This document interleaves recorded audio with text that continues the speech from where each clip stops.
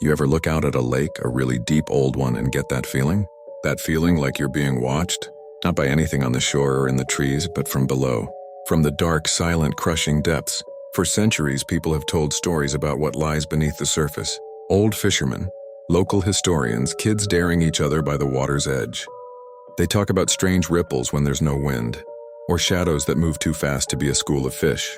They talk about the silent ones. Slightly faster-paced visuals, perhaps showing old, faded photographs of lakes, newspaper clippings of strange sightings. The first documented account I ever found wasn't in some dusty folklore book. It was in a diver's log from 1978. A man named Arthur Vance was doing a routine inspection of a dam at the bottom of Lake Crescent, one of the deepest lakes in North America. His log is chillingly precise. At 300 feet, he wrote, "Visibility poor. Water colder than expected, normal stuff." But then the entries get weird.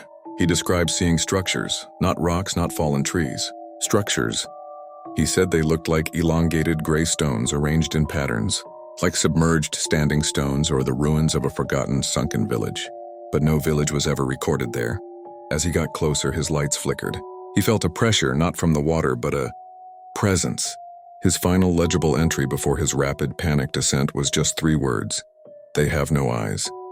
Transition to a more intense speculative tone. Use graphics or animations to illustrate the concepts. They have no eyes. Think about that. In a place of absolute blackness, why would you need them?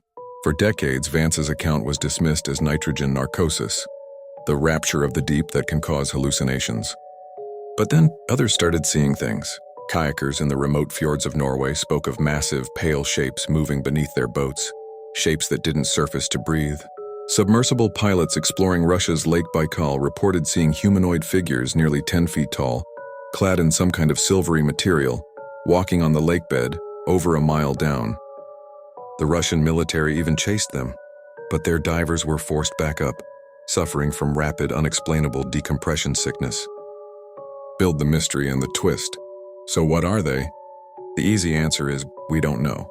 But the theories are where it gets truly fascinating. Some believe they're an ancient pre-human species, a branch of evolution that didn't climb out of the water, but went deeper. They adapted not to air and sun, but to pressure and cold and darkness. They don't need fire or tools in the way we do. Their world is the abyssal plain of these freshwater seas. But here's the real twist: they aren't just hiding. Some researchers, the ones the mainstream calls crazy, believe they are caretakers. They're not monsters, they're guardians. Have you ever noticed how the world's deepest, most mysterious lakes are also some of the most pristine and untouched? Lake Baikal holds 20% of the world's unfrozen freshwater, and it's famously pure. Coincidence? The theory goes that these silent ones are a kind of planetary immune system. They live in the arteries of the planet, the deep, interconnected freshwater systems. They cleanse the water, maybe even influence the local ecosystem in ways we can't comprehend. The reason they're silent is because they communicate on a frequency we can't perceive, through pressure waves, through low-frequency vibrations in the water itself. Bring it to a concluding, thought-provoking point. The camera returns to the calm lake surface. When we look at a lake, we see a reflection of our world, the sky, the trees, ourselves. But maybe we should be looking past the reflection. Maybe we should be trying to see what's in the darkness beneath. The next time you stand by the water and you feel that prickle on the back of your neck, that sense of being watched, don't be afraid. Be curious.